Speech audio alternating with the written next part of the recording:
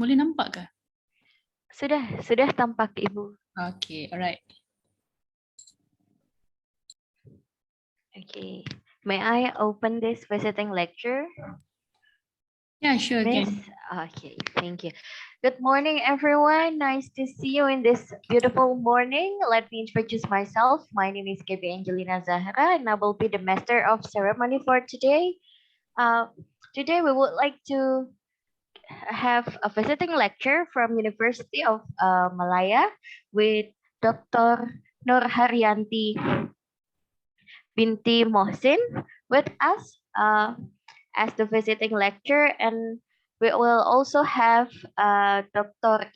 Andrini Farida as the moderator for today's visiting lecture. Before we start our occasion, I would like to tell you the curriculum vitae of our visiting lecture for today. Wait, let me share the screen first. Okay.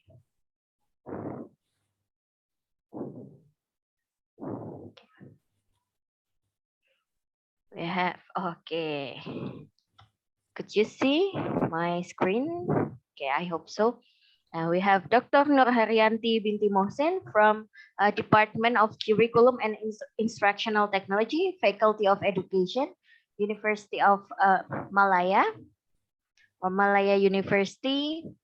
For the academic qualification, Dr. Nur Haryanti has graduated from Teknologi Pengajaran, University Malaya, and Master of Instructional Technology, University of Malaya, and Bachelor of Usuluddin University, University of Malaya, and now as a member of IEDU Bulletin Editorial Board from 2020 to 2022 with area of expertise in educational technology and media, specifically digital learning and curriculum, flipped learning and digital TVET, and teaching activity. Now teach in application of curriculum and instructional design development and evaluation, University of Malaya, basic mobile application development, and a bachelor degree, University of Malaya, digital audio technology in education, in a master degree in University of Malaya, and Internet of Things for Education, master degree, University of Malaya. And we can see the publication from referred journal, student perceptions toward the use of mobile flipped classroom approach, and has got the university grant in analyzing factors influencing the design of high immersive speech or high speech therapy as a co-researcher, and as a supervision, ongoing postgraduate student as the okay, this is the postgraduate student that's supervised by Dr. Nur Haryanti, and social responsibility activities as a committee member for the 9th International Conference of Social Science. And this is the course attended by our visiting lecturer today, Emerald Teaching and Learning 2002, with academic or professional service as a teacher, teaching comprehensive learning method, penyelia instruksional dan capacity guru daerah Barat Daya Pulau Pinang, kajian tindakan, panelis or moderator, and aspek keselamatan dan privasi data dalam pengurusan data raya BPD di Malaysia. That's the curriculum vitae for our visiting lecture for today, and we have Dr. Andrini Farida of our moderator, and now we also have around 70 participants joining us right now, and this going to there will be more students that will join us for today because some of the students still have some classes and will join later.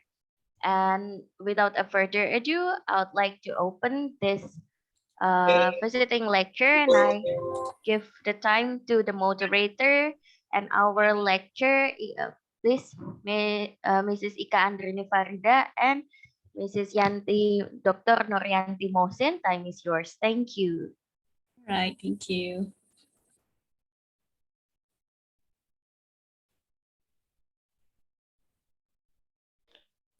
Excuse me, Mrs. Ika Andrini Farida, you are still muted. Okay, please, Dr. Nurhayanti binti Mohsin, you can present your topic. Okay, thank you a lot, Dr. Ika Andrini and Mrs. Gabby Angelina Zahra. Okay, so I am really happy and glad to have you and all the students here this morning. So, Assalamualaikum and good morning and salam sejahtera from Malaysia. So, how's the weather there? It's raining. Yeah, here also is. Oh, here is not raining. It's very good weather here. Okay, so inshallah today we will have a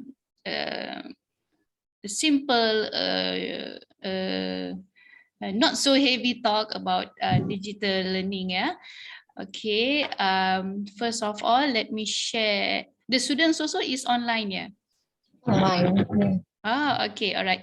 So let me share my screen first because I'm going to have some activities. Can they join the activities or not? Yes, of course, we can join. They can join. All right. Yes, I think we can join. Okay. So okay, can you see the slide presentation? All right. Okay. I am Dr. Nurharyanti Mohsin. Can call me Dr. Yanti. So yeah, my name is a bit Indonesian style. Not much Malaysian can pronounce my name properly. Oh, yeah. Yeah, because here they have Yati, Nurhayati. That's a common name here. But Nurharyanti, I think I am the only Nurharyanti here. Nice, yeah. All right, so I am from Curriculum and Instructional Design Department, Faculty of Education.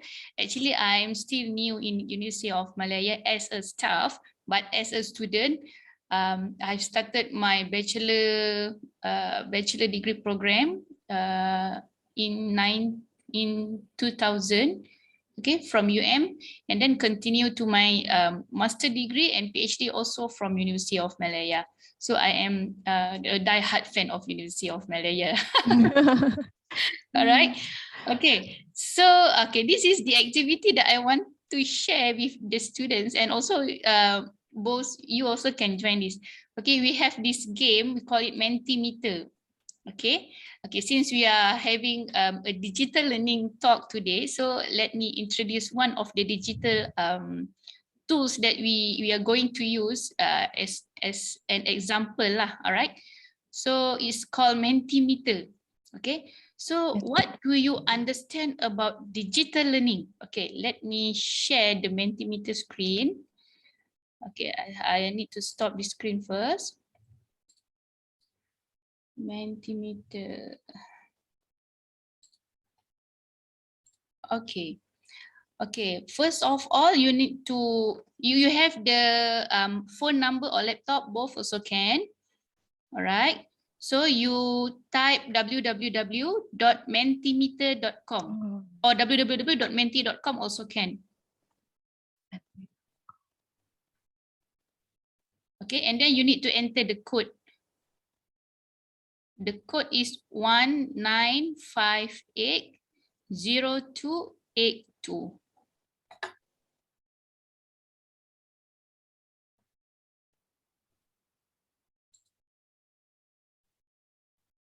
Can or have a constraint?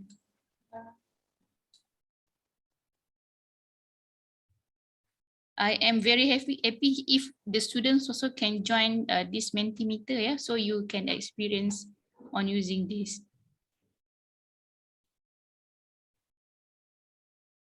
Boleh enggak?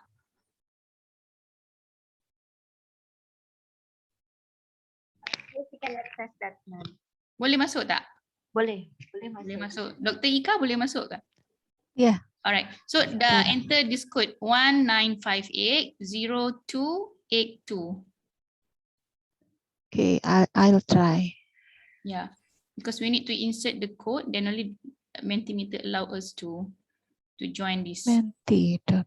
Ah, there's an answer there already.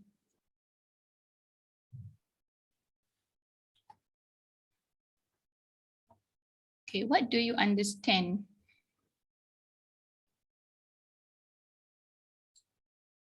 about digital learning? I just want to have a brief view from the participants on your understanding about digital learning. You can write as short as you want or as long as you want, but not too long, okay?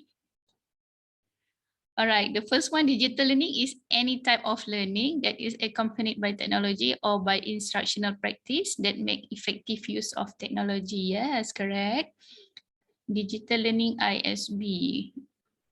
What is ISB? Learning by using digital tools to increase the understanding.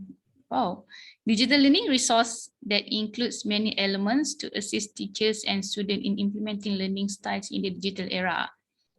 In each subject, there are instructional videos, explanatory test, simulation videos. Wow. And practice questions. Semuanya bagus-bagus belakang ya. Learning activity based on digital platform. Okay. And what is OFC? With gadget. Digital learning is a learning method that utilizes technology. All right. Learning by using digital technologies, learning process based on the digital area like internet, social media, unlike the conventional ways. Yeah, correct. Type of learning that is accompanied by technology. Learning supported by technology, learning using technologies. Yeah, digital technologies. Okay. Okay, seems like everyone is aware on what is digital technology is all about, yeah. Okay, ada lagi tak? Digital learning is technology spectacular study. Learning using technologies. Okay. Broad term that can cover a variety of specific. Okay, saya tengok lagi dua ya. Lepas tu kita stop dulu. Digital learning is any type of learning accompanied by technology. Correct. Digital learning is any type of learning. Okay, sama ya. Uses some technology to improve and develop education. Learning by using technology. Okay. So, kita stop sekejap Mentimeter ni ya. Boleh sambung kalau nak sambung. Okay, saya share balik screen presentation saya tadi. Sekejap ya.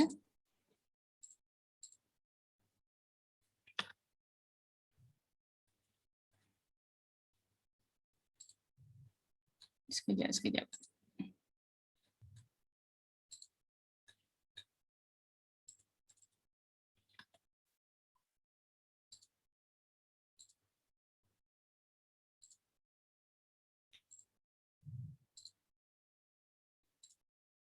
Okay.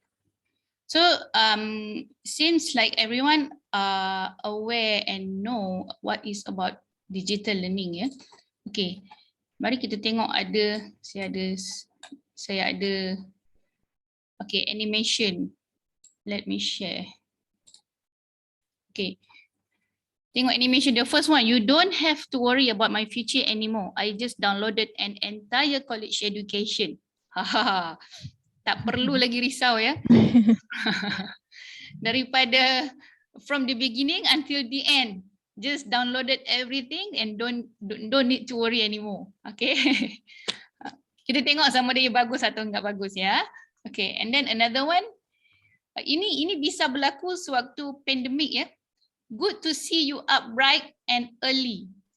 Ini saya kurang pasti whether in your country you have this kind of situation or not, but in Malaysia we do have this ya. Students, they are very creative.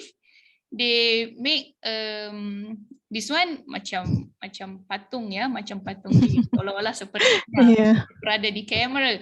But they are also students yang dia buat macam sekarang, macam yang as what you can see me now. Okay, so we see them also like this, but it's not moving lah. Alright. Yes. They are in front of the camera and seems like they are hearing to whatever we said, but actually they are not. Yep. This is very I don't know whether this is, you can say they are creative, but they are wrongly used their creativity lah. Okay. It's happened here during the pandemic. Because when I ask them, there's no response. So I know, oh, this is not you actually. Okay. All right. So let us see. What is e-learning and what is digital learning? Is it the same or not? Okay. Because we always talk about e-learning. We always hear about e-learning and digital learning. Sometimes we understand that it's like the same, but what is the difference? Okay. Okay, let us see the definition of digital learning first. Okay, the digital learning is the use of digital ICT, information communication technology, to improve the process of teaching and learning, including digital platform, tools, system, apps, etc. And it can be either online or face-to-face. But for e-learning, is all type of learning that happens virtually and fully online. Okay, it requires online platform, for example, email, forum, online group discussion, video conferencing, and etc. Okay, so here we can understand that digital learning not necessarily handled using online platform. We can use whatever digital tools or platform. It can be either face-to-face or it also can be online. But if we use e-learning, e-learning is learning activities, teaching and learning activities that need to be conducted online. Okay, kalau kita buat face-to-face, it cannot say e-learning. It's not e-learning. Okay, macam kita sekarang is e-learning.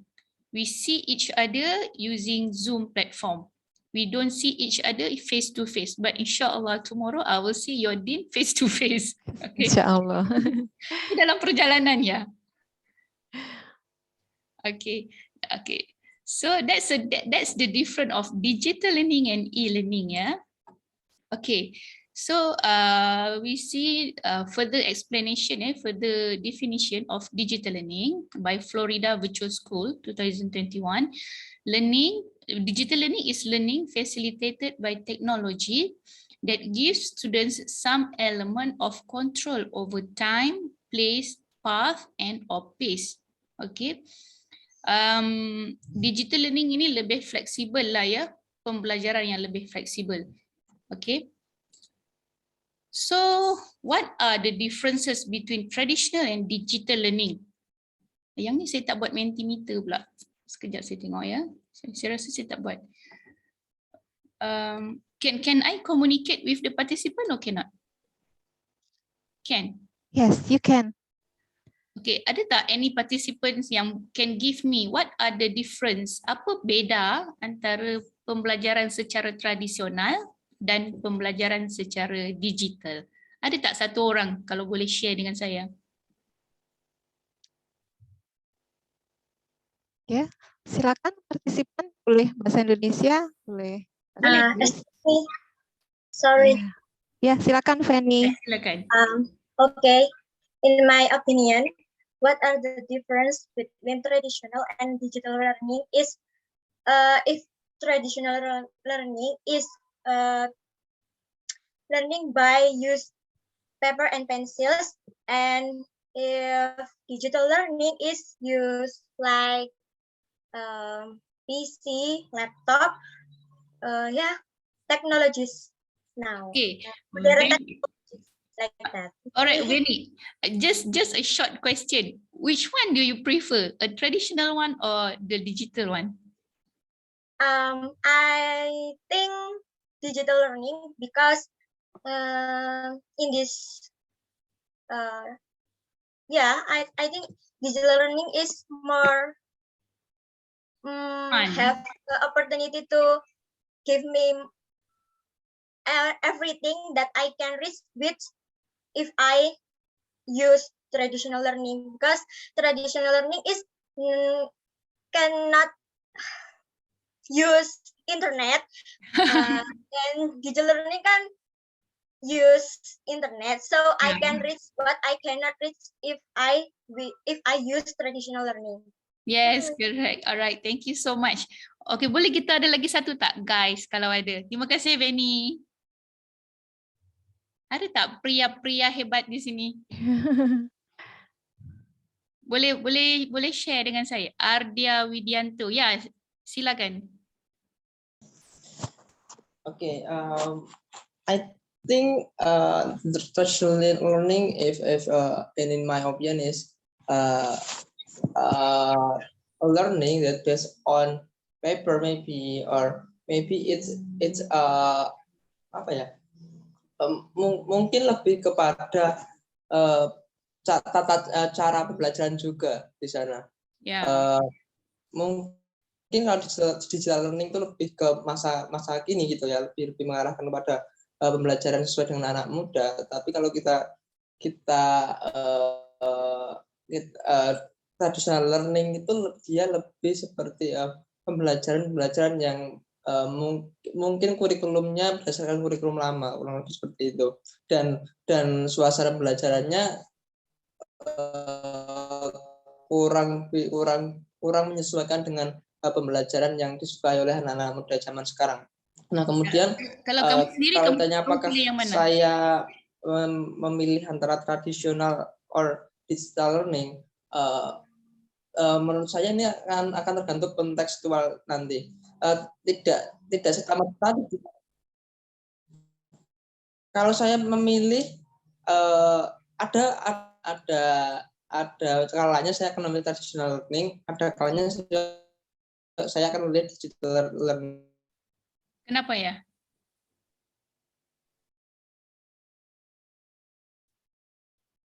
Oh, sudah disconnect.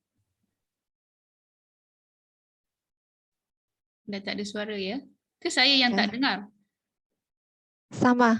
Sama. Terputus mungkin. Okey, tak apa. Terima kasih banyak tadi. Okay. So correct, yeah. There are differences between digital and traditional learning. Okay. My personal view lah, yeah. Before the pandemic, majority of us is implemented traditional learning. Even di Malaysia juga, ya. Kalau tanya di sekolah-sekolah, di certain universities, they are implementing traditional learning, face-to-face, chalk and talk. Okay.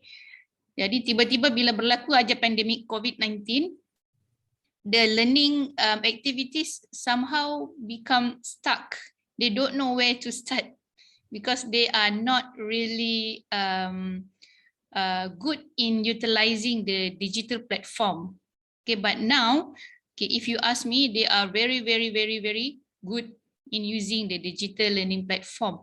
Okay, I can say that thanks to COVID, because if we don't have that kind of situation, I guess until now we are not implementing the online platform. We are not fully utilizing the online platform. Dulu juga kita punya collaboration, ya, international collaboration, but we are hardly using this online platform to talk, to discuss, to have an activities using online platform. Ada ya, tapi jarang-jarang berlaku.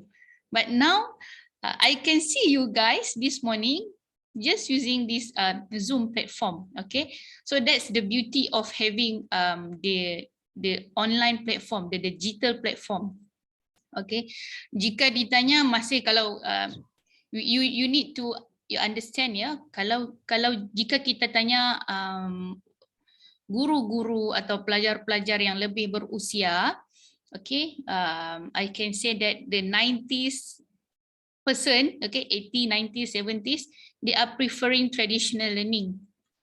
Kenapa? Sebab dia tak tahu macam mana nak guna the digital things, okay, the devices, laptop, smartphone, okay. Kalau tanya yang kalau guru-guru yang udah hampir yang waktu bertugasnya udah hampir expired gitu, dia lebih suka yang traditional type of teaching and learning. But when I ask the youngsters now, macam Veni, macam tadi satu kawan kita tadi kan, mereka lebih prefer digital learning. Okay, mereka lebih prefer digital platform using smartphone, laptop, online, ada macam-macam online tools. Kenapa? Sebab the exposure to the technology is higher compared to saya mau kata golongan-golongan yang lahir pada tahun 80s, 90s, 70s yang bukan 80s, yang lahir lebih awal daripada itu ya. Kerana dia punya exposure to the technology not really good. I've also done a study to one university in Malaysia. Ya. They are lecturers at the same age of mine lah. Okay, katakanlah lebih kurang umurnya 35 ke 45 tahun sekarang ya. Mereka juga kalau ikutkan itu tidak terlalu tua ya untuk belajar berkenaan teknologi, tapi mereka kurang mahir. Mereka punya smartphone tapi just for call, message, WhatsApp. They don't explore what they have. That's why they are not familiar with the digital learning. Okay, but luckily our youngsters now, our anak-anak muda sekarang ya, kadang-kadang lebih pandai dari gurunya. Betul ya, Benny? I admit that sometimes my student they even excellent compared to me. Ada banyak perkara yang saya belajar dengan pelajar-pelajar saya, especially when creating a video, an animation, ya, buat perkara-perkara yang macam tu. Pelajar-pelajar sometimes they are very excellent because they always explore the new things. Okay, jadi jangan main-main ya dengan orang muda, walaupun muda tapi experience-nya juga bagus ya. Okay, do you know? Okay, e-learning is eco-friendly because it consumes 90% less energy than traditional courses. This one by Britain Open University, they did a study on effect of e-learning. So they found that e-learning consumes 90% less energy compared to traditional courses. Yeah? And then the e-learning term was first used in 1999. Pertama kali wujudnya e-learning is in 1999.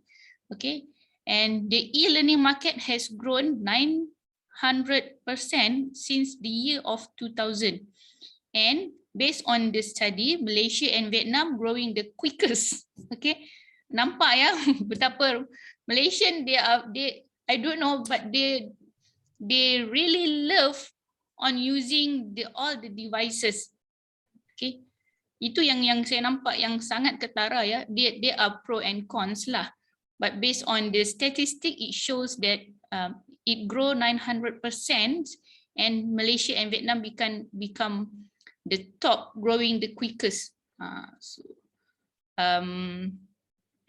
But we have to control it lah. Okay. Anak kecil umur 2 tahun, 3 tahun sudah pandai menggunakan teknologi for digital learning. Okay, so let us see the digital transformation in education. Okay, sekarang ya, kalau dilihat, there are lots of digital transformation in education. Kalau dulu kita pakai LCD projector, udah dikira canggih, udah dikira bagus. Okay, saya kurang pasti ya, pelajar-pelajar sekarang biasa dengar enggak OHP, overhead projector. Di zaman saya ada tuh. Mungkin tiada lagi ya di Universitas Negeri Malang, masih ada. Udah enggak ada. Semuanya LCD ya, projector.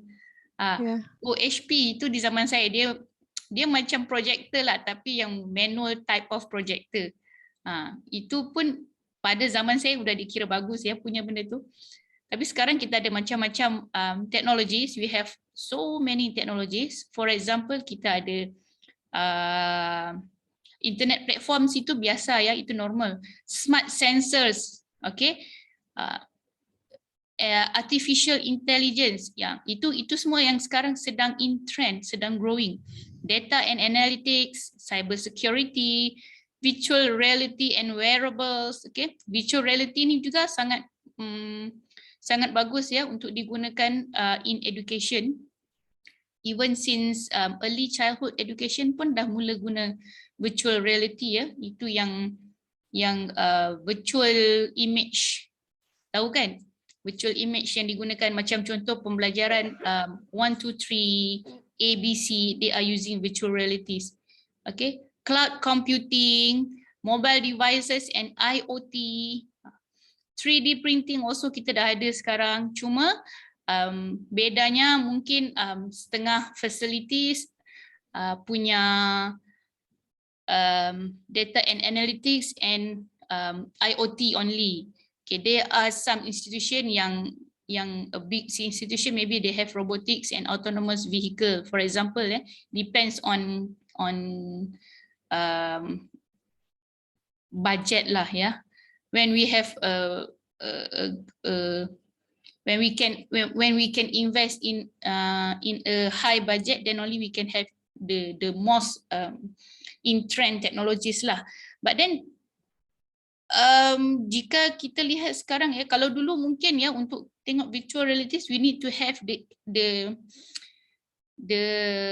what we called it, the wearable things. Ya, yang tutup di mata itu, yang sepertinya robot itu.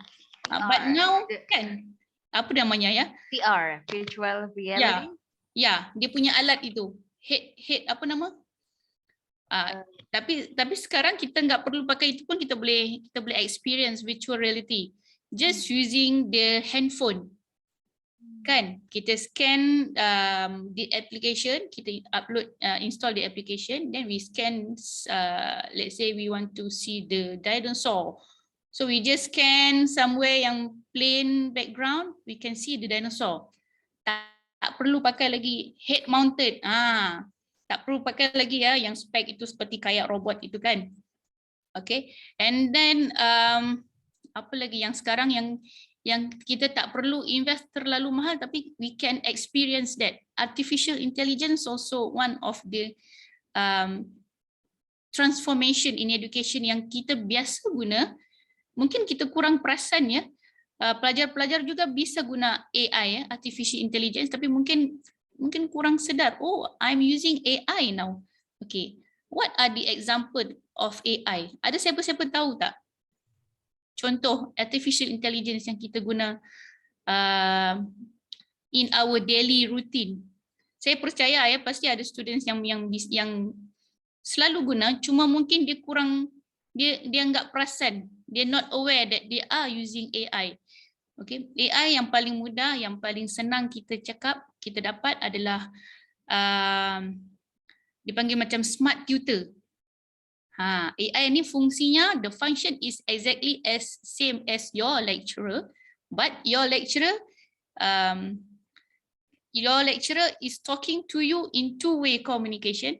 Actually, AI also they can talk in two-way communication, but it's restricted to a certain level lah. Kalau guru punya feeling, ya, you boleh cakap yang lebih heart to heart, but in AI is like a robot, is like a virtual lecturers. Okay, kalau kita tengok antara apps AI yang paling the most popular AI apps is Duolingo.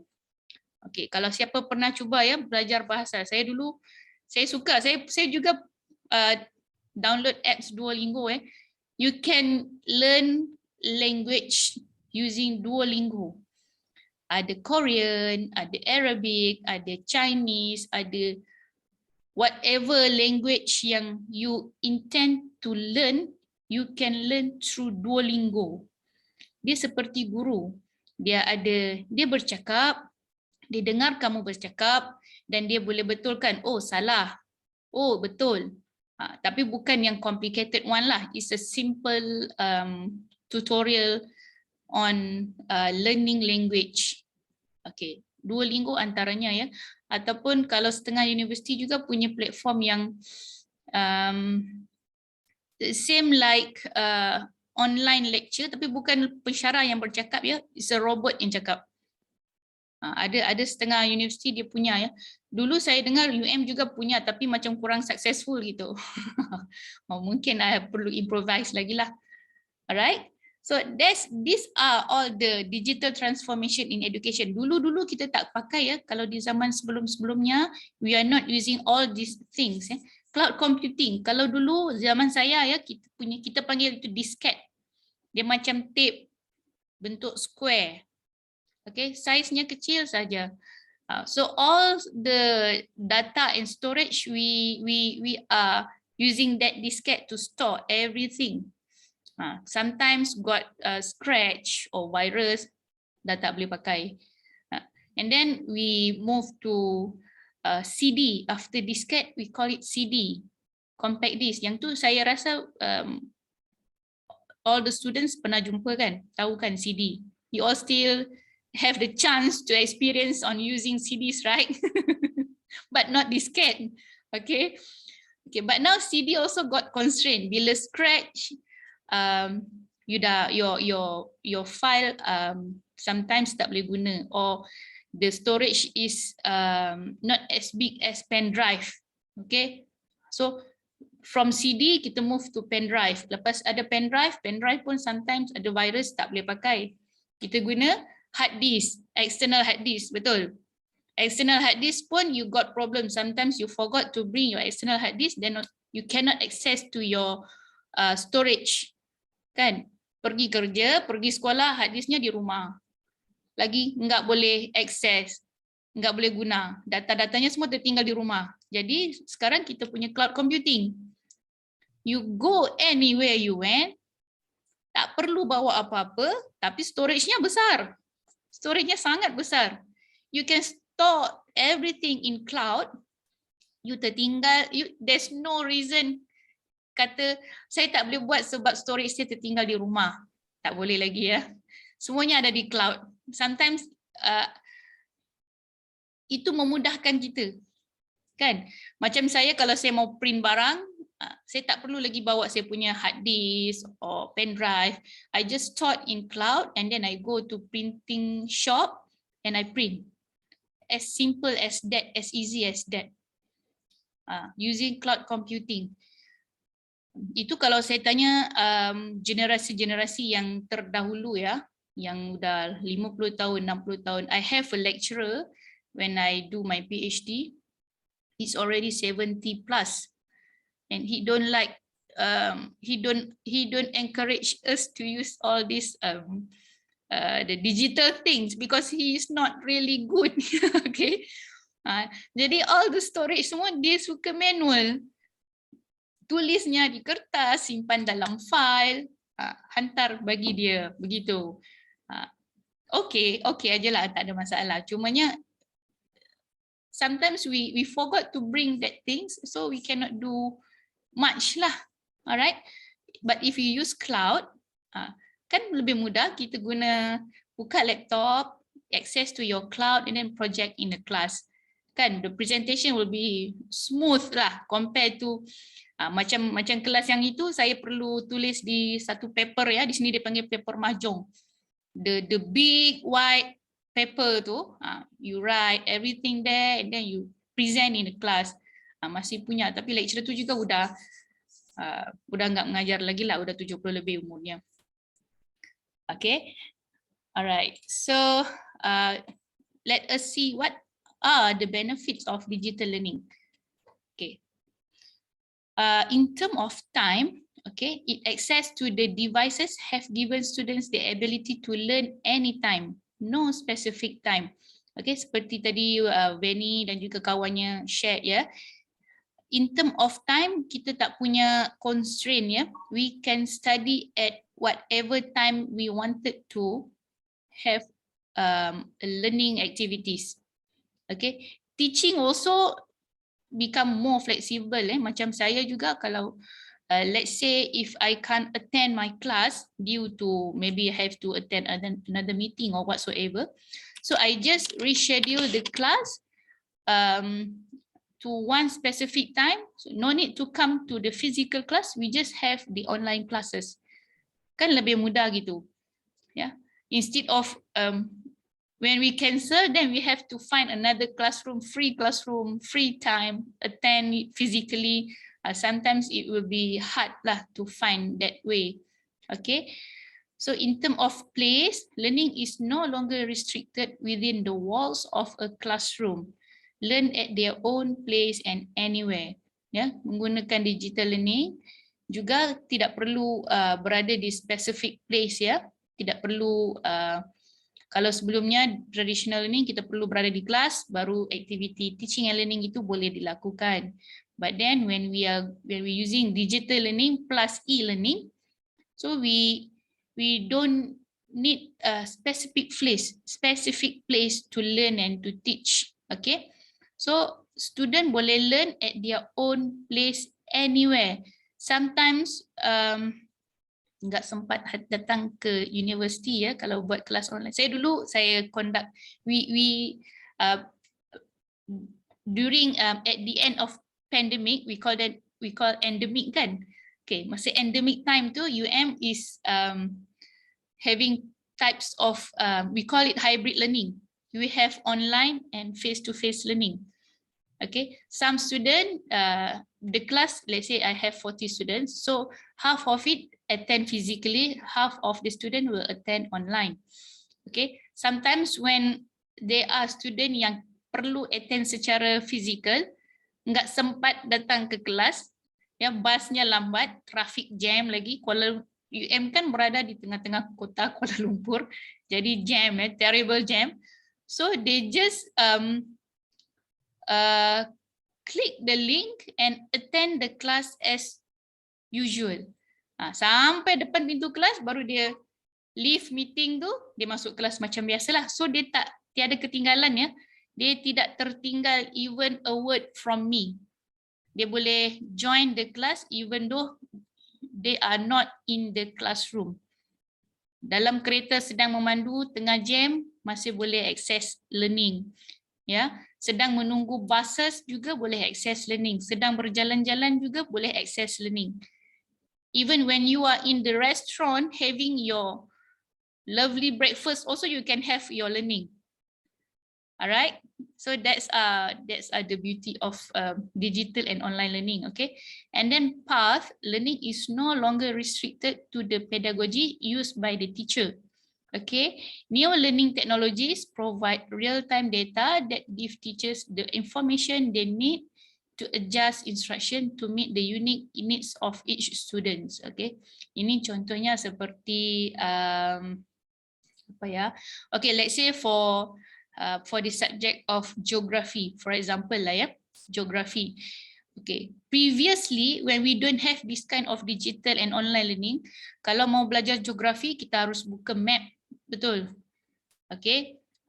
It's hard to learn geography actually using the idle map. Buka map bagi tahu, okay, ini negaranya sekian sekian sekian, the suhu dia macam ni, dia punya environment dia is like this and like that.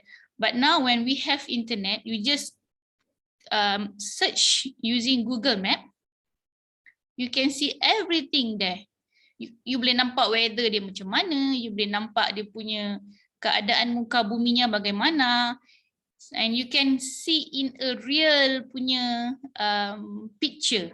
Kan, bila buka Google Earth kan, you boleh nampak hutan-hutannya bagaimana, kalau yang di gurunnya, macam mana gurunnya, kita boleh nampak in real times. Okay, apa lagi perkara yang kita boleh buat dengan real time, ya?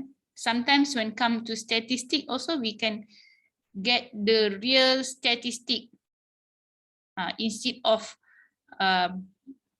sebelumnya, jika kita tak punya this kind of digital learning punya platform, the information is correct, but it's very limited. It's not the real time punya information. Okay, saya nggak kata yang tak betul, ya, betul, it's correct, but it's not a real time.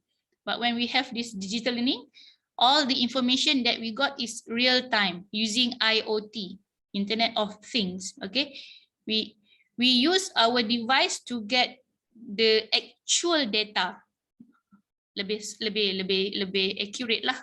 Alright, and then pace no longer restricted to the pace of an entire classroom of students, and it allows students to learn at their own pace, spending more or less time on lessons or subjects to achieve the same level of learning. Okay, ini seperti yang place tadi lah, dan juga time. Okay, using digital learning. Okay, dia tak semestinya kalau mau belajar mesti cukup, katakan dalam kelas itu 30 pelajar, mesti cukup 30 pelajar baru dimulakan pelajarannya. Enggak perlu lagi ya. Because when you're using digital learning platform, everyone can learn at their own pace and time. Okay, if it was recorded lagi senang lah, ya, pre-recorded punya lecture, then you can have your own sweet time to learn. Okay, macam contohnya ada yang suka belajar waktu pagi-pagi, boleh access learning resource pagi-pagi. Ada yang suka belajar selepas breakfast, mungkin. Ada yang suka belajar petang, ada juga yang suka belajar waktu malam atau tengah malam. Okay, so they can have their own specific time to learn. Not necessary perlu, kalau belajar aja perlu berada pada satu masa yang sama, satu waktu yang sama. Okay. Tapi saya tak kata yang kita tak perlu ada. Sometimes we do need the specific time to learn. But the additional one, you can have at your own time and place. Okay. Di sana masih punya kelas fizikal seperti biasa kan? Masih. Masih kan? Sebab di UM juga kita punya kelas fizikal biasa. Okay, physical class is important. Meeting your lecturer also is very, very important for students. Ya, jangan lepas ni saya cakap semua digital learning, online learning, semua request dengan lecturer, oh kita buat online learning lah ya, digital learning lebih bagus ya, lebih jimat masa, lebih jimat tenaga, lebih eco-friendly gitu.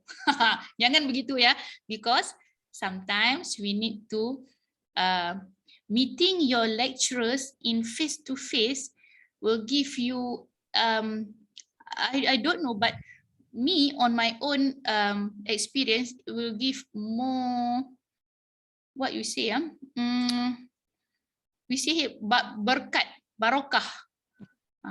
You can understand deeper when you see your lecturer face to face actually. Maybe because of communication, because of eye contact, yeah.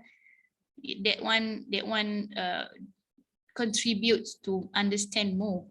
Okay, the learning, the online one is only supports you, but you still need to come to your class. Okay, don't skip your class.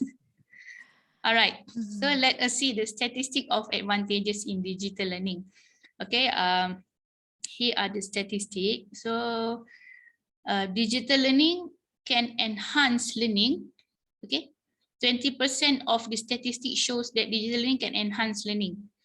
And then 24% shows that digital learning can equip learners with the digital skills needed for the workforce. Okay, and then 23% says that it can access information and content. Okay, kemudahan untuk access information dan content. 23% dia punya advantage dia. And then another 14% help to better demonstrate the concept. Okay, sometimes when you are using digital learning, it will help you to understand better on some concept. Yeah, and then efficiency is 13%. All right, so and you total up everything will be 100%. Okay, so let us see what are the principles of digital learning. This one I referred to Anderson and McCormick 2005. Yeah. Okay. First and foremost, principle of digital learning. The first one, it must be tally with the curriculum. Okay. Harus seiringan dengan curriculum, sama dengan curriculum ya.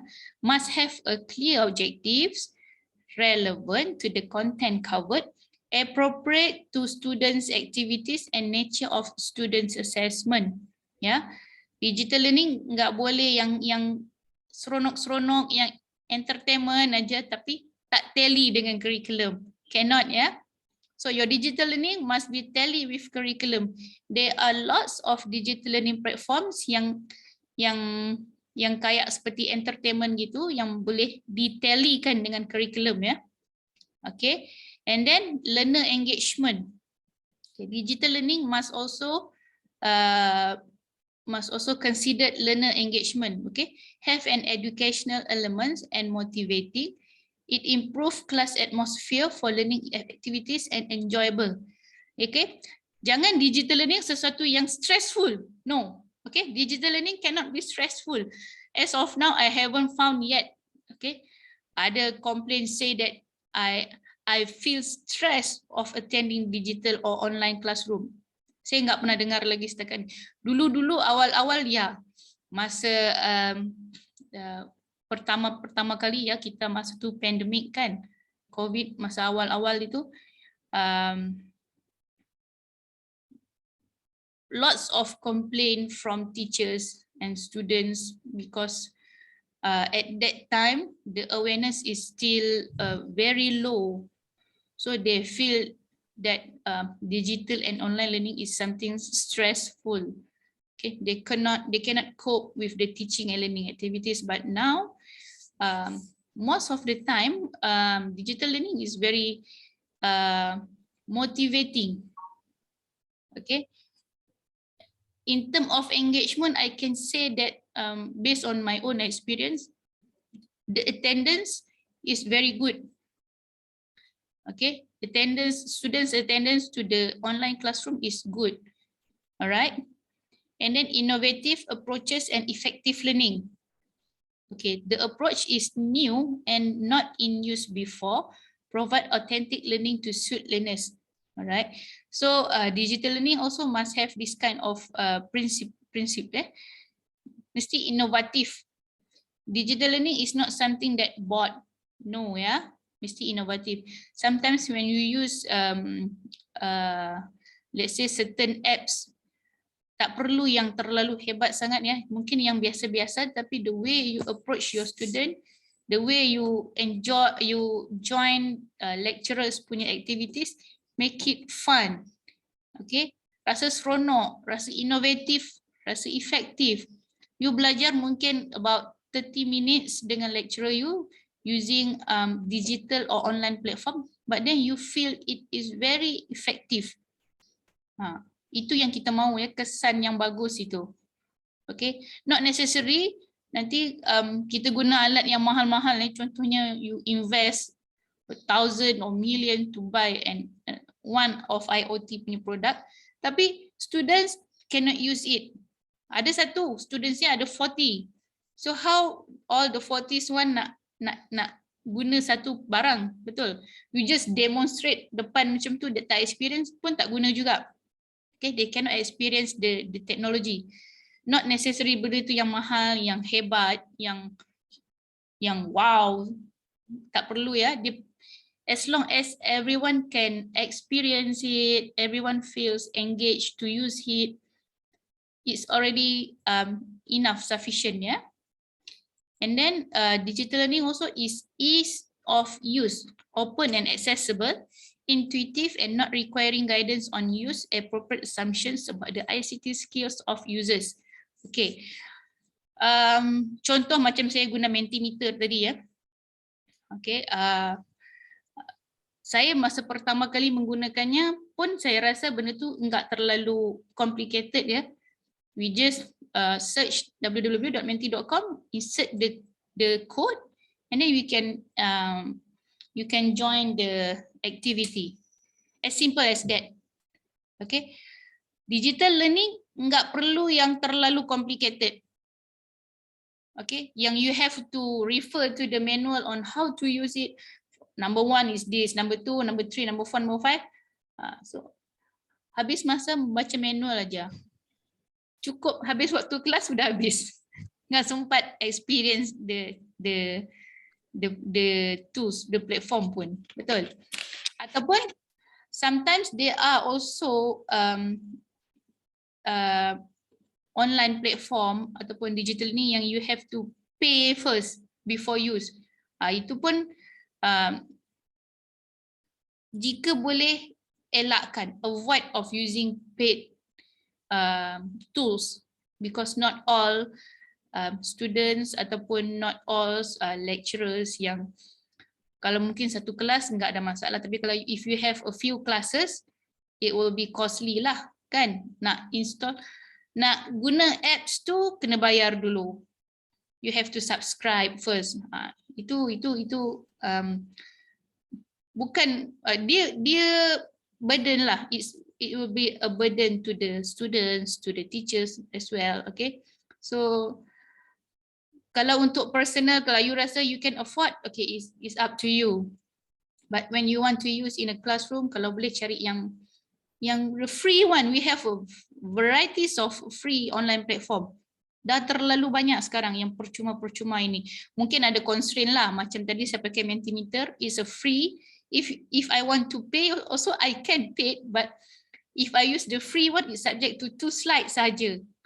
Limited to 2 slides per person. Okay lah, as long as it can meet my requirement. When I fulfill the free two, then I will move to another platform lah. Saya cari yang lain pula, yang percuma.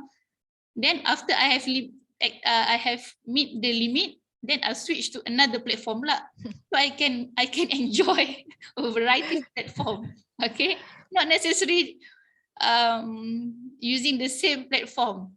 I still can use, but I have to pay lah to get extra access. That's all je lah. You try to get the some things that is of use. Okay, lecturer dan students mudah untuk guna. And then cost effective. Okay, technology solution must affordable, justifiable, and the cost sustainable. Alright, jangan macam saya cakap tadi lah, tak perlu yang terlalu mahal ya. Tak ada alat, let's say you cakap you nak pakai smart sensor punya device untuk mengajar. Oh, saya nggak boleh mengajar, saya nggak boleh belajar sebab saya tak punya alat ni. Don't put yourself in a trouble, okay? Sebab terlalu banyak benda yang percuma yang you belum enjoy. So enjoy the free one first. Okay. If you really need, sometimes there are project that you have to pay, then pay.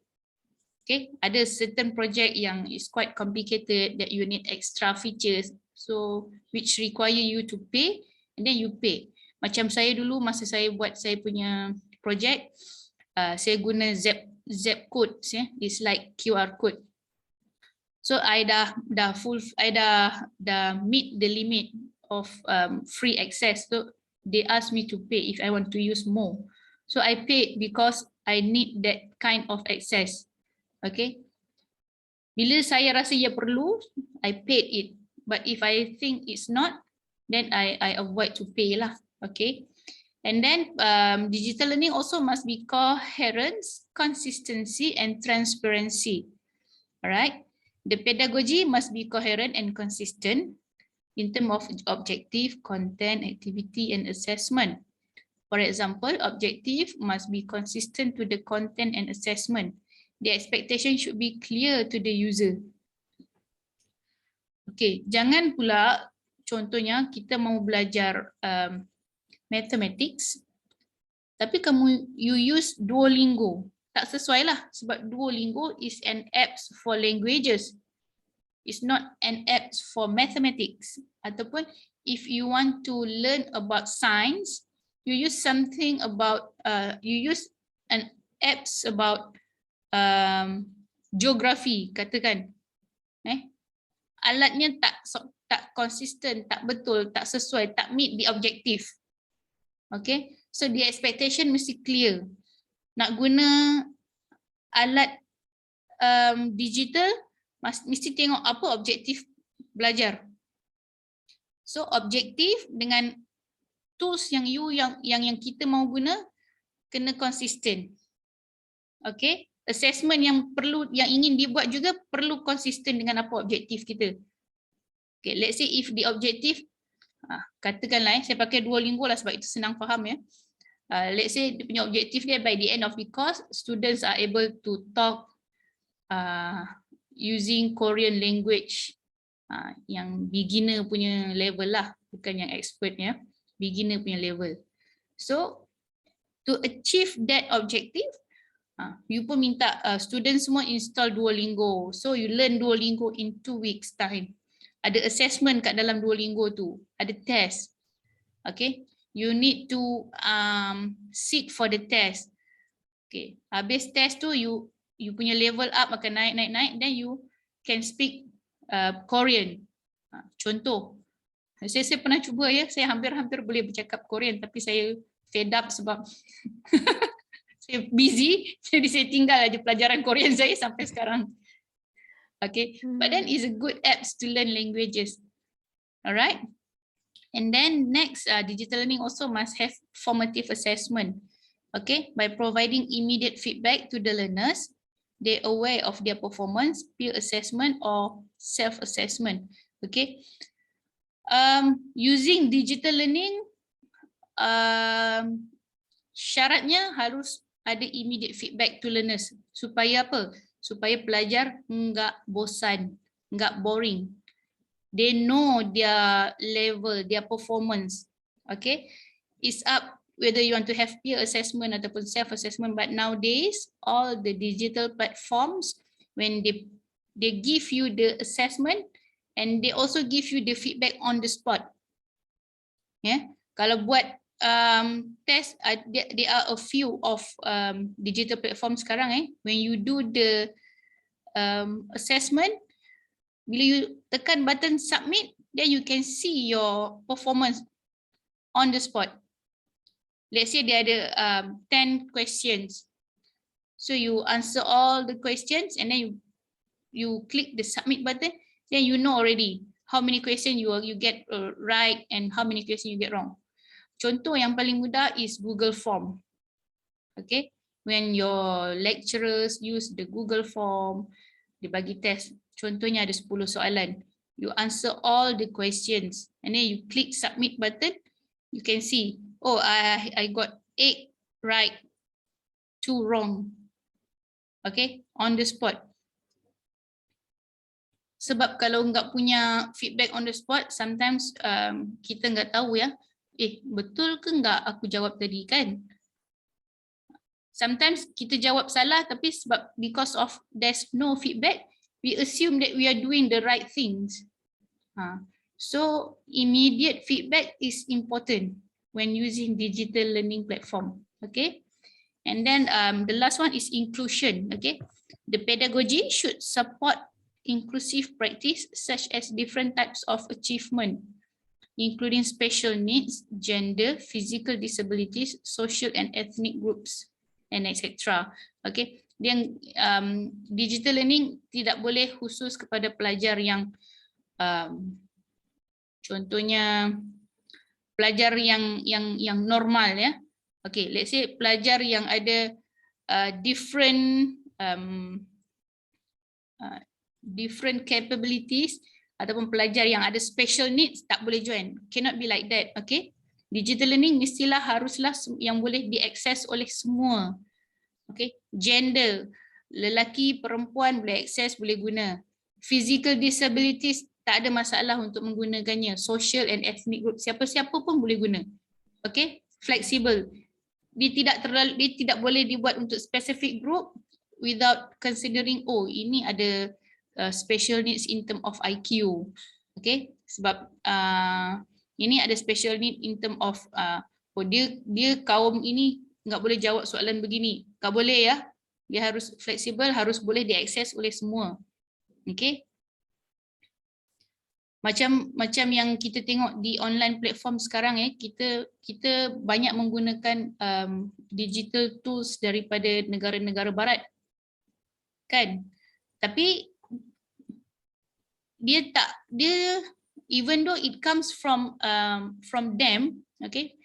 Tapi kita masih boleh guna macam biasa. Kita tidak rasa seperti macam, oh ini khusus untuk negara barat saja, negara timur enggak sesuai guna benda ni. Kita tak rasa begitu, betul?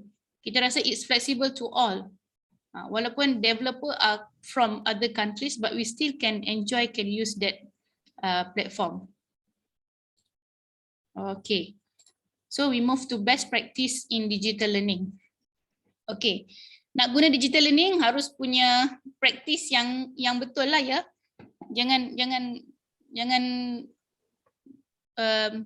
tak boleh guna aja tanpa fikir macam mana the best practice in using the digital learning. Okay. The first and foremost, kalau guna digital learning harus find a suitable place for learning process. Okay, macam saya cakap tadi, there's no constraint on place. Betul.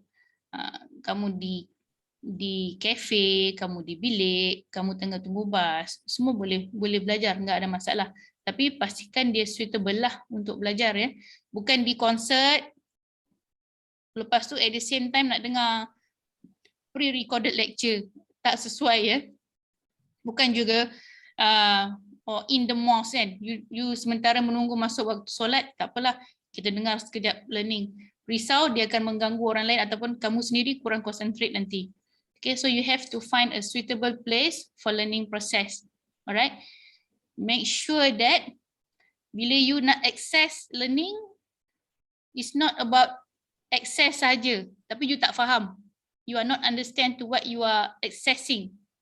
Okay, so bila you want to access learning, make sure that you can find a place when you hear to your lecture, you can understand it. Okay, di mana-mana aja tak kisah. Yang penting kamu boleh faham the content. You can understand the content. Okay, in a public area pun, as long as you can have your own your own public places tu bukan seperti di konsert ya. Public places mungkin macam sedang menunggu bas untuk ke kelas ataupun sedang menunggu makanan yang kamu rasa kamu selesa untuk belajar, then boleh teruskan. Tapi kalau tempat tu kamu rasa tak sesuai untuk belajar, don't access digital learning. Nanti buang masa aja. Lebih baik enjoy the places. Okay. Then you have also to test your device ataupun sistem. Okay, macam sekarang kita buat Zoom meeting. For example ya. Macam tadi saya cakap dengan Bu Gaby, saya kata saya mau test dulu screen saya okey ke enggak. Kan? Sometimes kita dah buat preparation a few hours or a few days before, but then when comes to the practical one, we cannot run it. So you have to test your device or system first before you use it. Okay, let's say ini lebih kepada lecturer lah ya. Pelajar juga mungkin boleh kalau you nak buat presentation ke, you run first to make sure that everything is in order. And then you also can complete the task and download materials before class. Okay, this one, let's say if the learning require you to read the notes, okay, if the lecturer give you the notes earlier, or if your lecturer give you a task to complete, so you complete the task and download whatever that notes given to you as a preparation. Okay, supaya tidak nanti masa kelas at the same time you nak dengar your lecturer cakap, lepas tu at the same time juga you nak cari where is the notes given by the lecturer. Mana tadi ya, saya udah hilang lah notesnya. Okay, so you cannot focus to your learning. So make sure you prepare everything first before start your class. Alright, and then mute your handphone or smartphone. This one is the biggest punya constraint lah eh. Kalau nak belajar online, handphone, smartphone, make sure you mute. Okay, otherwise you will focus more on your smartphone compared to your lecturer. Betul. Okay, and then pay attention to the learning activities. Okay, harus memberi fokus yang maksimum. Then only digital learning will be successful. Yeah, attention is very, very important. You need to pay attention to the learning activities. Then only digital learning will be meaningful and successful. Okay, kalau you guna platform yang bagus pun tapi attention tak ada, you cannot give full attention to your learning activities, then it will become nothing. It will become zero. Okay, so when macam tadi ada kawan-kawan kita cakap dia suka guna online kan, dia suka guna digital learning, online learning, bagus, tapi make sure you are focusing to whatever lecture given to by your lecturer. Okay. Alright. Ini saya pergi laju sikit ya. Sudah pukul sini sudah pukul 11. Alright. Okay. Types of digital learning resources. Ada berapa sini? Ada 5 jenis digital learning. The first one is simulation. Okay. Aids teachers explanation and allow learners to test out their ideas and experiment. For example, science simulation. Sekarang kita ada virtual lab. Okay, you don't need to pergi the physical lab, you are the virtual lab. Let's say if you want to use the chemistry things, okay, or the what my kids say poison, okay, you can just mix everything and you know the result already using the virtual lab. Okay, and then we also have animation. All right, demonstrate processes which are difficult to describe or show in 2 dimensions. For example, animated video for science. Okay, in YouTube there are lots of animation video to elaborate on whatever concept that you want to know. Okay, we can use animation. Lebih mudah untuk faham, betul. Kalau pakai animation, sometimes, bukan sometimes, memang 100% lebih mudah difahami. Not only kids, you all yang dah besar pun you boleh faham dengan baik using animation. Okay, di YouTube banyak. Jadi kalau lecturer mau mengajar, nggak perlu lagi make your own video. You can just recycle whatever we have in YouTube. Alright, and then quiz.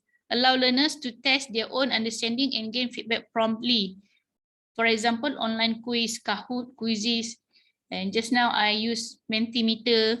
Okay, that one is sort of online quizzes yang you can answer on the spot, and it can be seen by the instructor on the spot.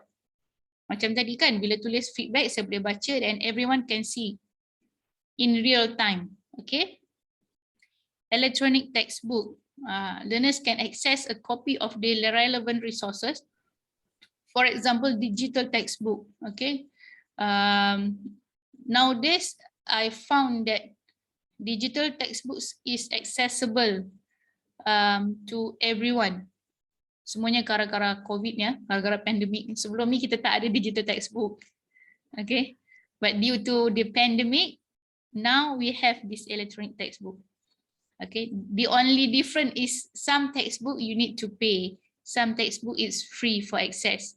Okay, depends on which one you want. Okay, and then learning objective, designed to meet specified learning outcomes and can be incorporated into and reused in a range of learning materials. Okay, ni for example learning modules lah. Ada setengah-setengah pelajaran yang dia punya modulnya tersendiri kan. So you have to complete all the modules to get specific cert, for example. Okay. Lagi Mentimeter. Can you share any digital tools or platform that you have experienced before? Kodenya sama ya seperti tadi. Sekejap saya stop sharing.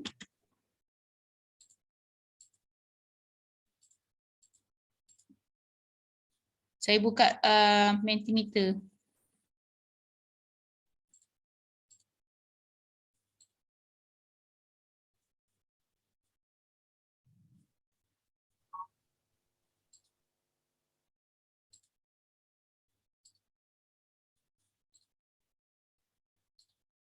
Okay, boleh nampak tak tadi what type of digital learning have you tried before?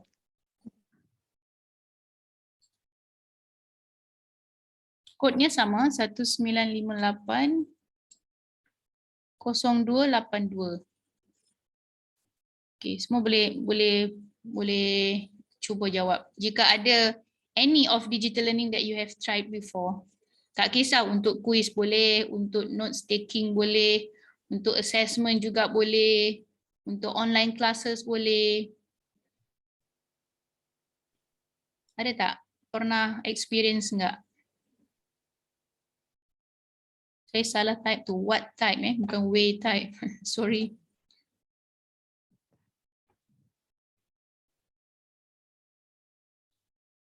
Siapa yang jawab dulu? Oh, okay, Duolingo. Ada yang biasa guna Duolingo juga ya? Coursera, edX, Quora, Platform Miro, Jamroad, Brainly, and YouTube. Duolingo. Yang Duolingo tu belajar language apa ya? Boleh saya tahu? Google Workspace. Boleh nggak share dengan saya yang pakai Duolingo itu apa ya pakai? Language apa you belajar? Zenly, Quora, Miro. Miro pun bagus juga. Ada lagi? Kita ada ramai student kan di sini. Saya nak tengok apa yang biasa student guna.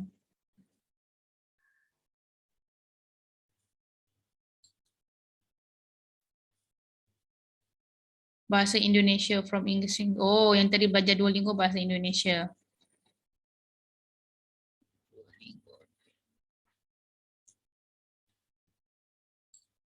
Ada lagi tak? Tak ramai yang experience digital learning ya? Moodle. Ada lagi? Ni kalau kira belum sampai 10 ni. 1, 2, 3, 4, 5, 6, 7, 8, 9, 10, 11. 12. Apa lagi? Siapa lagi yang biasa experience? Google Classroom ada yang pernah guna? Itu yang biasa betul tu. Google Classroom, Google Meet, itu yang selalu digunakan ya. Drops. Oh, okay. Drops ni apa ya?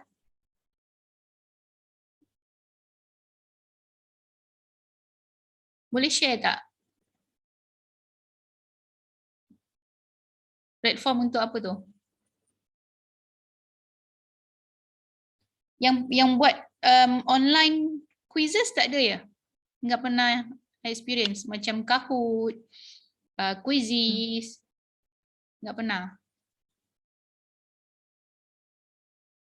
Kalau kita di sini di Malaysia ya, di primary school normally cikgu-cikgu, teachers dia suka guna Kahoot because of the colours, nampak macam attracting sikit.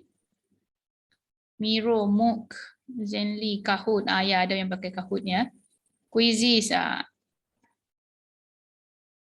Okey, dah semakin banyak. EDX, Miro. Ada yang pernah guna Mentimeter sebelum ini? Ada yang pernah experience Mentimeter? Ada juga Padlet ya. Saya tak guna hari ni Padlet tu. Padlet pun menarik juga. S.Psi. Itu local punya apps ya? Oh, okay. S.Psi. Psikologi. Okay. Kita tengok lagi satu kalau ada. Kalau yang pakai local apps pun bagus juga share di sini.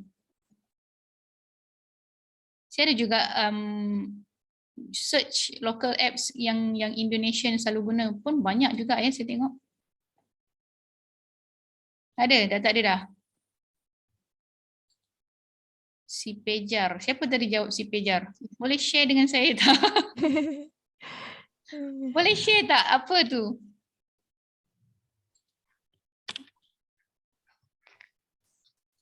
Ada? That's our internal learning program. Internal what? Application. Yes, internal application in Universitas Negeri Malang for the lectures to connect with the students. So we upload, we put our learning materials there, our videos, YouTube recording like that in that platform. Official apps lah.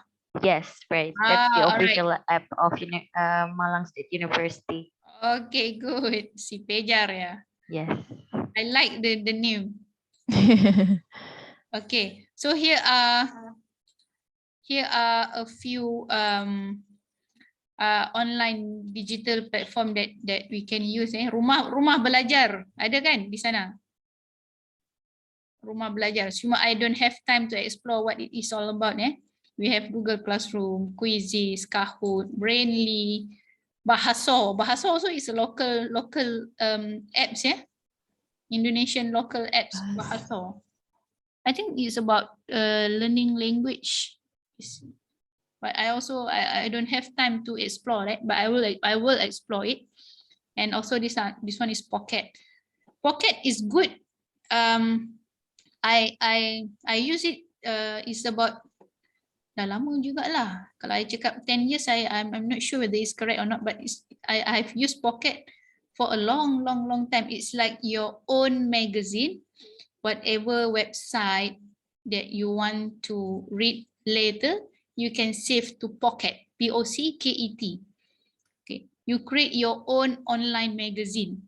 So let's say if you don't have time to read at that time, kalau dalam di laptop kita akan buat favorite, correct? Macam bookmarks. But in handphone, you can use Pocket, Pocket. You can just share whatever article or website that you don't have time to read until the end. You just share to Pocket and it will go to your Pocket.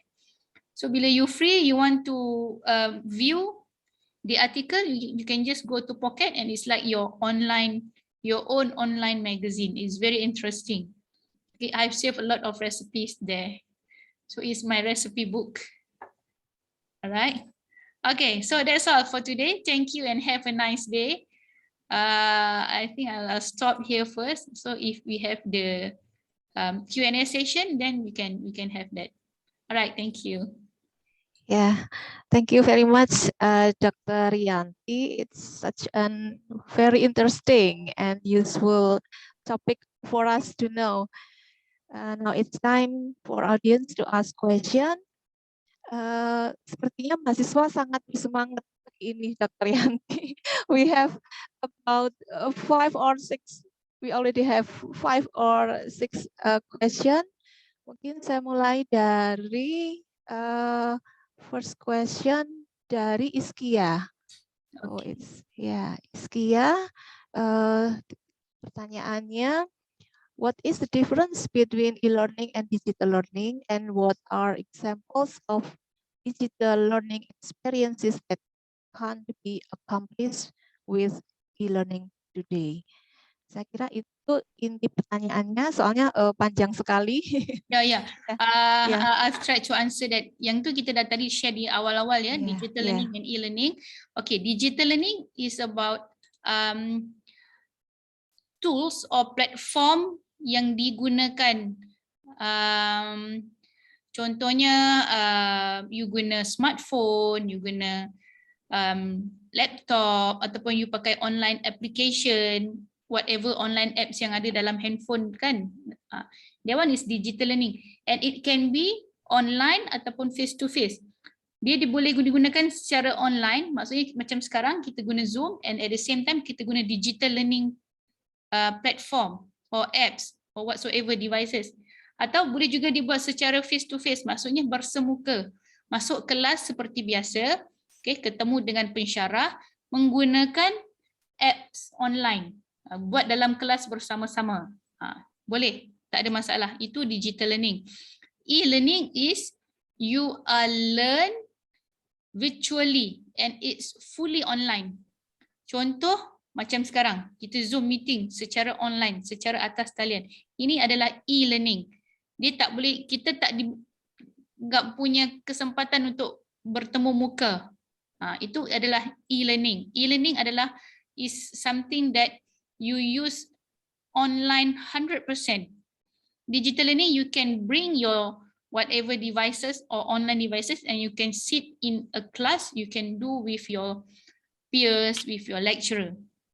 Itu bezanya. Digital learning can be done either online or face to face. E-learning is fully online. That's the ultimate difference about digital learning and e-learning. Okay. And am I answering you? Iskia, sudah terjawab? Ya, baik. We move to second question from Ardea. Okay. Kalau disingkat, karena panjang sekali. Kalau disingkat, mungkin ada beberapa guru itu yang tidak memiliki teaching skills in digital learning. So the impacts with us as the students was not enjoy the learning process. So I I think the problem in the human resource who will use the digital learning. So my question is how to fix this problem. Oh, okay.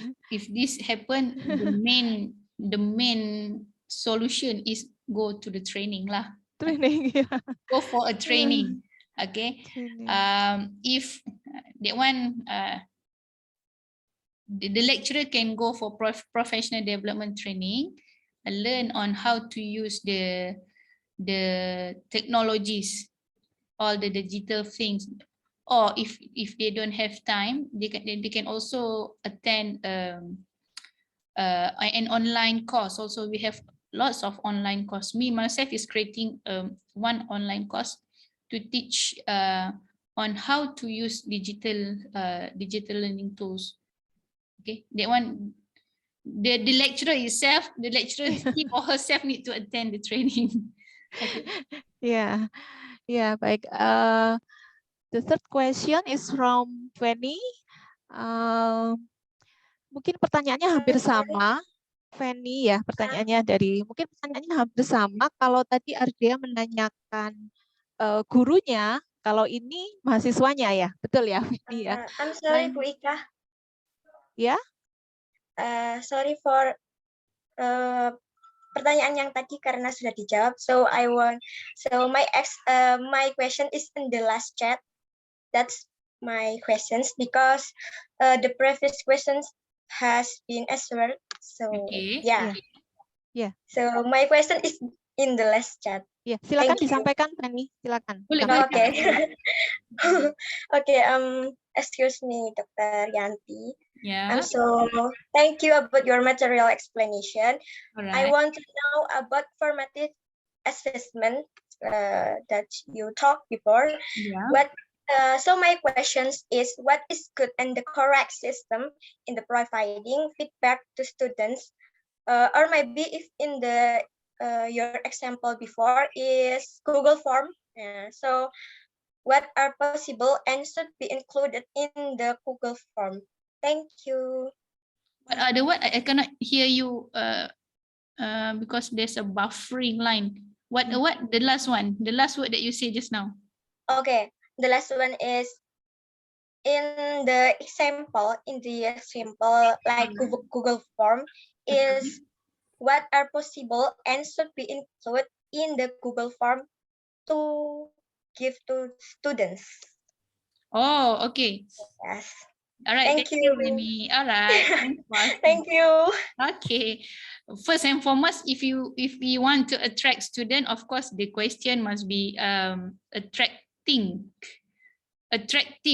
Okay. That's why Google Form is a very conventional type of assessment.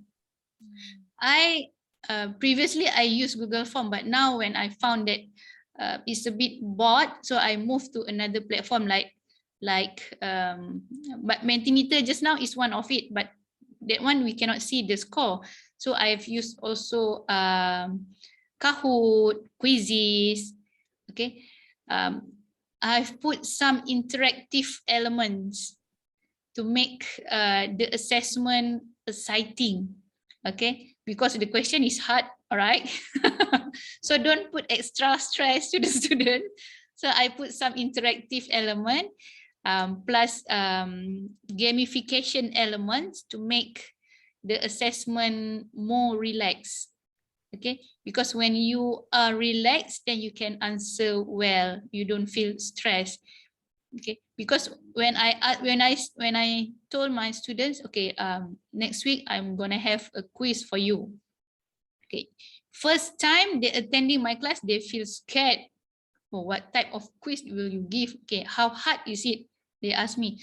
But when come to second and third times, when I said, okay, I'm going to conduct a quiz, they feel the feel is better. Okay, they don't feel so much anxiety or afraid of that situation of quiz. Okay, they feel more released. So the main attraction is the assessment itself should be enjoyable lah. Okay, student lebih pleasure untuk menjawab. Kalau Google Form itu macam not much interactive element inside kan. So macam lebih formal gitu. So I've used another platform lah, online platform yang percuma, yang free, yang punya interactive elements. Okay. Nanti kita boleh buat juga talk untuk how to use an interactive platform untuk belajar, untuk mengajar. Ya, jika punya kesempatan nanti. Ya. Banyak lagi. Okay. Sudah terjawab, Fanny? Yes, of course. Thank you, Dr. Alright, Yanti. welcome. Kita lanjutkan pertanyaan. Next question is from Rizalva Luna. Rizalva ini merasa sometimes feel bored and tired. Kemudian pertanyaannya, my question is, do you have any tips and tricks to how to be more engaged in a digital learning? Digital ni buat ya dia cakap tadi. Sometimes Rizalva sometimes merasa feel bored and tired. Oh, okay. Yeah. So nak tips so that he will become more engaged to the digital learning. Okay, first and foremost, actually it depends on kind of platform that we use in digital learning. Sepertinya di Universiti Malaya juga, jika tadi apa si Pejal, apa namanya? Pejar. Okay, di Universiti Malaya kita panggil dia Spectrum. Okay, in UM we call it Spectrum. Okay, so we have a very established Spectrum, but not much student engaged in using Spectrum. Okay, there's a lots of macam-macam lah ya faktor-faktornya. So antaranya yang saya dapati, yang macam tadi dia kata mungkin buat sebab it's not interactive. Perlu dia yang paling penting macam generasi muda zaman sekarang, dia tak suka something yang static. Dia suka yang ada interaktif, ada color, easy access, yang tidak terlalu berat ya, yang tidak terlalu terlalu akademik kelihatannya platform itu. Okey, jika itu berlaku, kalau itu yang digunakan oleh pensyarah, enggak boleh buat apa-apa lah ya. Harus ikut aja. Cumanya mungkin boleh bagi cadangan lah. Mungkin boleh cadangkan untuk menggunakan platform-platform yang lebih engaging. Okay, jika pensyarah sudah letak notes di platform itu, mungkin tadi boleh Rizal ya namanya. Rizalva. Okay, mungkin Reza boleh print out the content first. Okay, tengok apa yang akan diajar. Mungkin boleh Google, boleh find the fun facts about what you are going to learn. Okay, so you will be more excited to learn. Pastinya ya, saya pasti sebelum start semester biasanya pelajar sudah punya kita panggil proforma khusus, the syllabus. So you will know already what you are going to learn this week, next 2 weeks, next 3 weeks, right? So you can find in advance whatever fun facts that will give you motivation to explore, to understand, to know more about that. So you will be you akan rasa macam eager to attend the class. Okay, mungkin platform yang digunakan itu ada limit ya, punya limit. Kalau lagi-lagi kalau yang university ya, sometimes got limitation. But then when you have something yang new information inside, you want to share with your colleague, with your peers or your lecturers, you'll be more excited to attend the class. Itulah caranya, kamu kena motivasi diri kamu supaya kamu rasa excited to that learning process. Bagaimana caranya? Kamu cuba cari facts yang interesting. Ataupun mungkin kalau facts, kamu nggak punya facts, kamu punya something soalan-persoalan yang kamu rasa kamu dah learn in advance, and then you want to ask your lecturer about this concept or this concept. So you will be, kamu akan lebih bersemangat. Rather than you just follow the flow, then you will feel bored. Okay. Okay. Yeah. Next question is Muhammad Bayu. Is from Muhammad Bayu Rizki. Okay. I have question. It's effective to mix traditional and digital learning. Oke, mungkin pertanyaannya apakah efektif to mix traditional and digital learning? Saya kira To itu mix. mungkin pertanyaannya. Ya, to mix Oh, okay. traditional. Actually, that's the best way actually to But the mix best way. both traditional and digital learning. That's what University Malaya. Once we move to the endemic, okay, they are encouraging students to come to the class, even though we can still have online classes. Okay, but then we are now encouraging students to come to class. That was the traditional way of learning, coming physically to class. But then in class, we are using all the digital platforms to attract students to engage in class. Okay, macam sepertinya contoh saya dalam kelas kan, pelajar udah datang, saya dah prepare earlier a few quizzes, online quizzes, and of course a small token lah. Okay, so that it will be more exciting kan. So when we mix both together, it will be the best way of teaching and learning. Biasanya begitulah. Alright? Ya. Oke. Berikutnya pertanyaan dari Nazela Yuka. Mungkin ini pertanyaan yang sama seperti Rezalfa, saya kira. Nak mix ya? Ya,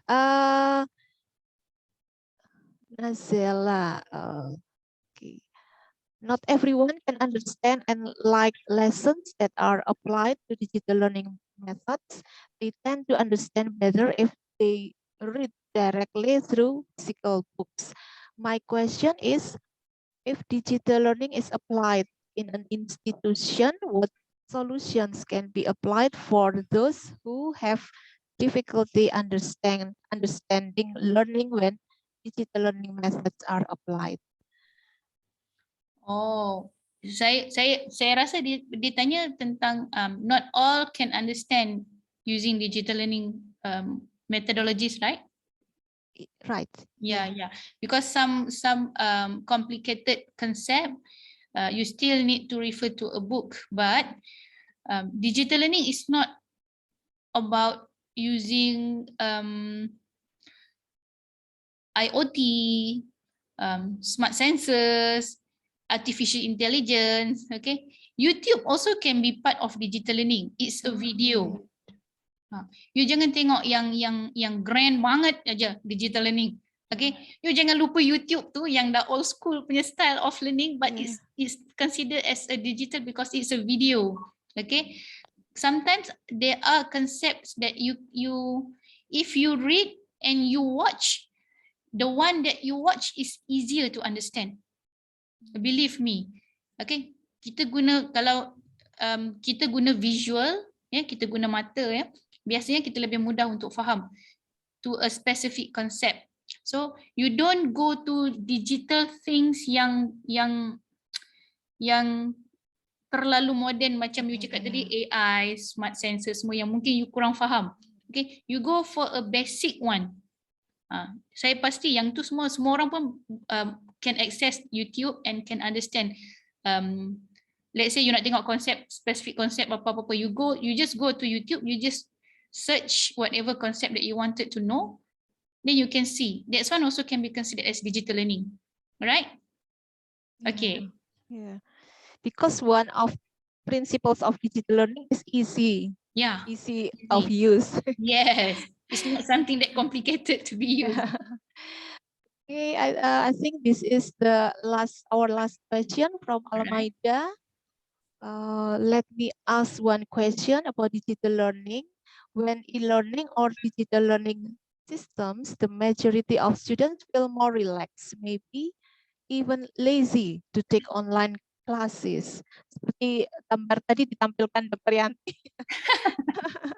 yang ditinggal tidur. In terms of student learning motivation, so decrease, motivasinya menurun. My question is, what is an effective way to increase student learning motivation in order to achieve maximum learning outcomes? Okay, if you ask me, I can say that, okay, thank you for the questions. Okay, if you ask me, actually the platform itself is the most important things to ensure that you are engaged or not. Okay, macam tadi yang seperti Dr. Ika cakap yang gambarnya online class, gambarnya aja di depan kamera, orangnya sedang tidur di belakang. Ya, itu mungkin one way communication.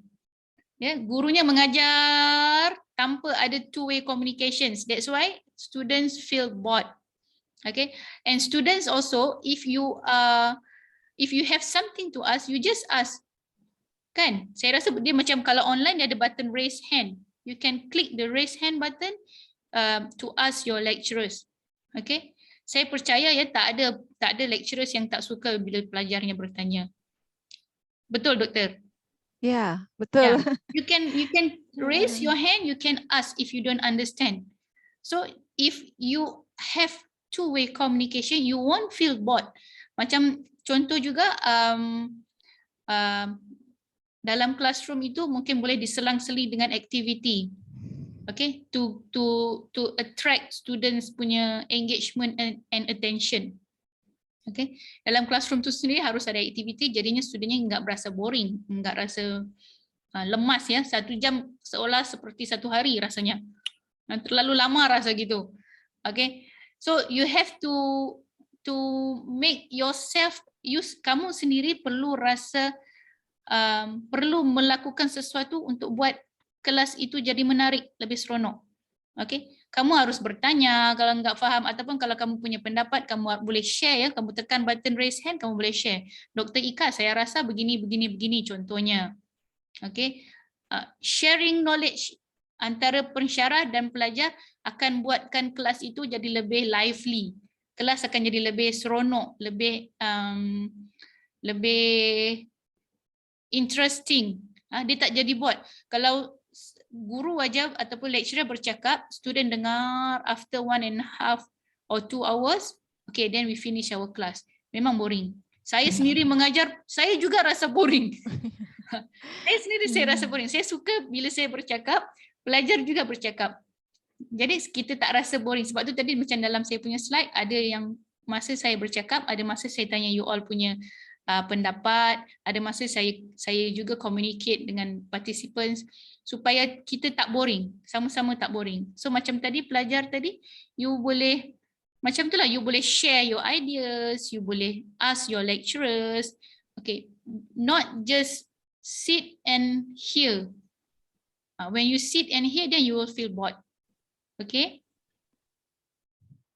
Alright, itu saja. Ternyata ada satu lagi. There's another question from Wildan Dava. Can I ask, maybe can you make advice for students that may be lazy? Oh, hampir sama pertanyaannya. Maybe lazy and feel boring to back more exciting study on online platform. Sama mungkin pertanyaannya. Samalah. Okay. Dia rasa online biasanya sebab satu, biasanya platform yang universiti sediakan ni memang kurang interaktif lah. Okay. Dia lebih akademik, nampaknya lebih akademik. Sepertinya juga di Universiti Malaya, kita punya spektrum biasanya kalau saya letak nota di situ, saya percaya out of 40 mungkin 5 orang aja yang baca nota saya di situ. Ya, tak ramai yang bukan membaca, even access the platform pun tak ramai. Okay. Jadi the platform itself memang quite bored. Jadi kalau untuk menghidupkannya, biasanya saya akan letak quiz di situ. Saya akan letak put something yang interesting untuk student participate, and students pun boleh buat macam kita ada juga macam pool discussion. Saya buat satu pertanyaan dan saya cakap, okay, I need your feedback. Jadi student perlu bagi feedbacknya di situ supaya dia ada kerjasama antara pelajar dan juga pensyarah, baru tak boring. You yourself kena participate dalam kelas tu lah. Then only you will feel exciting. Nantilah jika kita punya masa, kita boleh buat training on making teaching and learning content more interesting. More interesting. Kan? Okay. Thank you, Dr. Yanti, for sharing your knowledge with us about digital learning. It's very interesting and very useful Ya, for insyaAllah. me as a lecturer and for our students. And all question have been answered. I think saya kembalikan waktu ke Bu Gebi. Alright, thank you so much, Dr. Ika. Thank you. Okay. Thank you so much, Dr. Ika and Dr. Rianti, for the time and for your lecture. It's so beneficial for us. Hopefully, we can meet again in such a more Inshallah. friendlier environment. We Yes. can meet face to face and interact directly with the students here, or Okay. maybe maybe we will have time to meet in University of Malaya. Hopefully, Yeah, you can come, please. yeah. Not for right now. Maybe just our dean and our head of department of psychology that coming to University of Malaya Yeah, today, or I'm maybe looking will. forward to see them. Yeah, right. Okay. Since we already reaching the end of our visiting lecture, I would like to say thank you to all the participants for your enthusiasm and participation in this occasion. And me, as the master of ceremony, will officially closing this visiting lecture. Thank you very much for everyone. Wassalamualaikum warahmatullahi wabarakatuh. Waalaikumsalam. Thank you juga to all ya for Wabarakatuh. having this. Terima kasih, Dr. Thank Yanti. you. Terima kasih juga. Jumpa lagi ya. Ya, Amin. Terima kasih terima kasih banyak. semuanya. Okay, thank you all. Thank you everyone. Assalamualaikum. Waalaikumsalam. Waalaikumsalam warahmatullahi wabarakatuh. Waalaikumsalam warahmatullahi wabarakatuh.